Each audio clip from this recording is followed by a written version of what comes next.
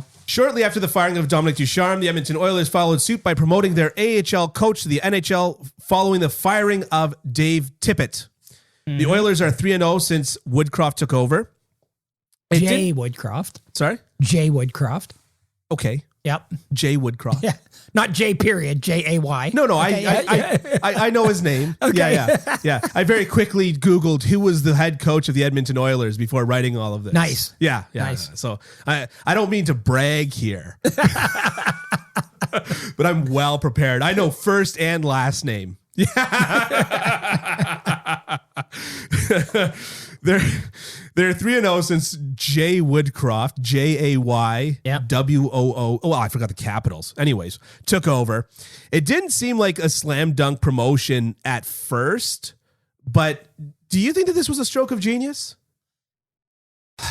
A stroke of genius? I don't know. I think it was a stroke of desperation that may turn out to be a stroke of genius.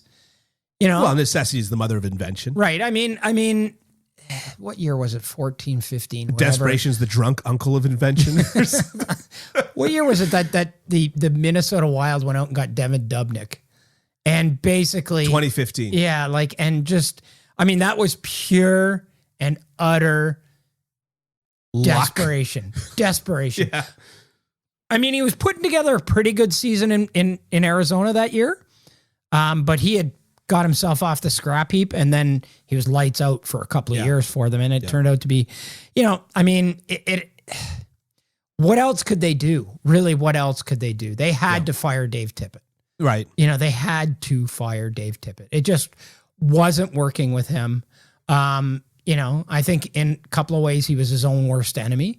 Mm-hmm. They weren't getting the goaltending that they needed to get. Yeah. And their defensive play wasn't very good. Like, for a guy who's a defensive kind of coach, man, they were leaky. And you can get away with not great defense if you're getting otherworldly goaltending. Yeah. You can't get away with leaky defense if you're getting lousy goaltending. Yeah. Yeah. So the reason why I kind of ask it as, is it a stroke of genius, is because a lot of times when a team that is, let's say, established, like the Edmonton Oilers, there's no way that they're going into a tank year, I guess. No. Montreal walked in thinking that they were going to have a good year and then said, bah, all right, we're tanking, right? And it was very obvious. But there's no way that Edmonton, with Connor McDavid and Leon, whatever, I'm not even going to name it, right? There's no way that they can go into a tank year. And teams that are in that situation, they often go very conservative on their coach hiring. Right? That's where you get the Mike Babcock's brought in. That's where you get the Claude Julien's brought in. That's where you get the, dare I even say, John Tortorella's brought in, right? Yeah. Because you basically need to be able to defend the position to your fans.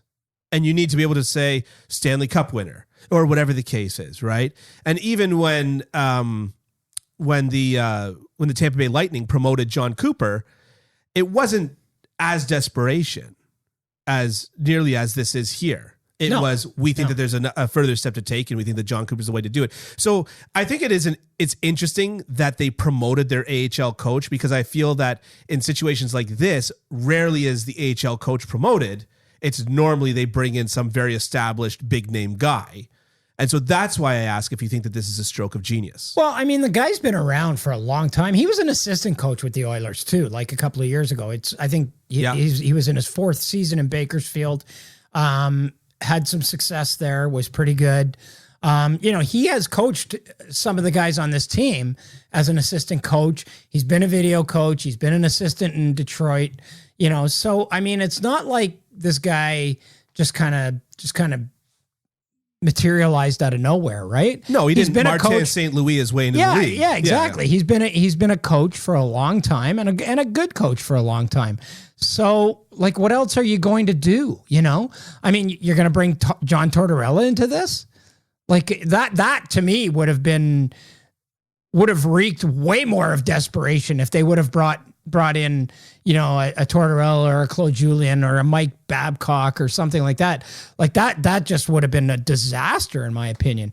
Here, at least you got a guy who knows the players. He's familiar with the organization. He hasn't had his chance to run a bench at the NHL level. I mean, what do you have to lose at this point, right? And he's interim. You do have something to lose, though. Like, that's what I'm kind of driving at. With like the Montreal Canadiens, you say, what do you have to lose?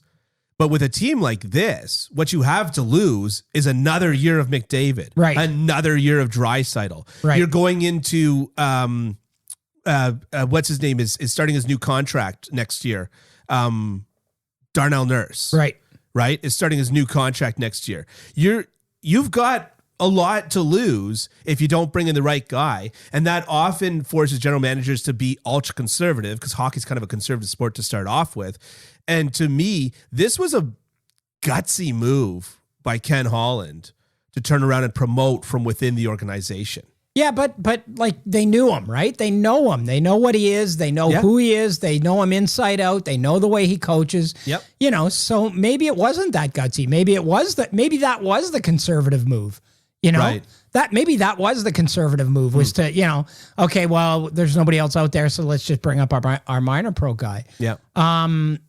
You know, so I don't know. I mean, to me, it was, you know, going after one of those big names would have just been disastrous. Oh, because I do those agree guys, with you. you know, I mean, those guys are coming in. They're gonna want some security. They're gonna want a 4-year deal or a 5-year deal at enormous amounts of money, and you know, then things go sideways, and it just would have been horrible. No, I completely agree with you there. Yeah. Finally, on this, do you think that the Edmonton Oilers are going to make the playoffs? Yeah, they're a playoff team now. By points percentage, they're a playoff team. Right. Yes. Yeah. Yes, I do. So yes, I do. Yeah. And do you think that they've got the ability to make some noise in the playoffs? I don't know about that. And I'll tell you why I don't know about that. Please. I don't like about the Edmonton Oilers most is their lack of resilience almost. Yeah. You know what I mean? Like, you know, Connor, you've been around for a while. Leon, you've been around for a while. These guys have been around for a while. And I get the sense now that they get the big Eeyore syndrome going, you know, the big, you know, Schlepperock syndrome going. Like, it's like when something bad happens, like, oh, woe is us. Oh, here we go again. Yeah. And then everything just goes down the crapper. You know, I want to see a team that gets into it, that digs in when it gets into these situations, right. You know, and I don't see that. I haven't seen that yet with the Edmonton Oilers. I want to see a team that's more resilient. I want to see a team that's more focused and committed when they really need to be. Right. I want to see a team that scores first once in a while, you know? Yeah. You know what I mean? Like, and when it doesn't, that it just doesn't go into the big pout syndrome. You know what I mean? And I just find that is still prevalent with this team. And, you know, I mean, if you're going to win in the playoffs, you can't be like that. Yeah. Because at some point in the playoffs, for the most part, you're going to face some adversity. You're going to be down 3-1 in a series. You're going to get a call against you. You know, you're going to lose a game in overtime because of a bad call or a bad read or you know, bad luck or something like that. And this team as yet has not shown any evidence to me that they can overcome those setbacks. And until they do, I'm not a huge believer in them. I think we talked about it in maybe our first or second episode when John Tortorella, speaking of which, made his comments about basically calling McDavid a whiner for whining about penalty calls. And I think we talked a little bit about it. And as much as I agree that McDavid should be drawing a lot more calls than he does, part of the beauty of hockey is the resilience. And that's on both the micro level in the sense of so-and-so hooked my hands and I didn't just leave the puck there and turn to the ref, but I, you know, put my head down and drove through it. Part of that's on the micro level. And to what you're saying here, part of that's on the macro level of we got down 3-1 in that series. Yeah. Like that's what made the Montreal Canadiens such an exciting story to cheer for in the playoffs last year, was that they got down 3-1 against the big bad Maple Leafs, the team that's been ordained to win the Stanley Cup since they drafted Austin Matthews. And so similarly here with McDavid. We need to see that resilience. I completely agree with you. Final question on the Edmonton Oilers before we get out of here. Do you think that Dave Tippett got fired because of the goaltending? And if so, what percentage? Like, what percentage would you say was the goaltending? I would say at least 50. Yeah? At least 50. Yeah. Because, the old saying, show me a good coach and show me a good goalie and I'll show you a good coach. Yeah. However, Dave Tippett got fired because of Dave Tippett too. Mm-hmm. I mean, no one told him to start blaming the goaltending. But no one told him to start Mike Smith coming off an injury twice in a row. Yeah. I mean, I don't know what that was all about. Yeah. And again, they're pretty disastrous in their own end and defensively. Yeah. And so I think, I mean, goaltending's a huge part of it, obviously. Yeah. I mean, they just weren't, the guy's got to make a save. And I mean, again, hearkening back to that resilience thing, right? Yeah. Like, I think part of it too is, and well, I don't know, you're a goalie, so you don't get the sense on the bench. I always defend the goaltenders. Right. But you don't get the sense on the bench. But there are sometimes on the bench when it's like, it doesn't matter. It doesn't matter how well we play. Yeah. Because we're not winning because our goalie can't stop anything. No, I mean, and you get that as a goalie. It doesn't matter. It just doesn't matter. So, so it was huge. Like, goaltending was a huge part of that. And I think that's on Ken Holland. Ken Holland has to wear that. Yeah. He was the one that decided to go into the season with Mikko Koskinen and a 38-year-old Mike Smith who was coming off injuries. And you get what you deserve when you make gambles like that. And that put them in a bad spot. Yeah. Yeah. So goaltending is a part of it, but I think Dave Tippett has to wear some of this himself for sure. Yeah. Yeah. I mean, that's always the chicken or egg thing with goaltending and coaching, right?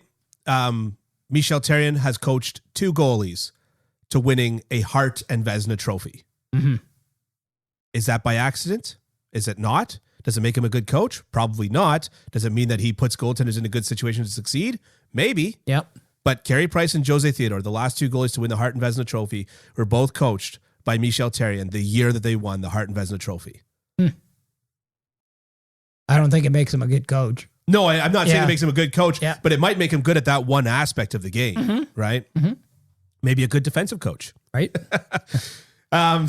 Before we get out of here, anything else you want to... I don't know about that either, but yeah.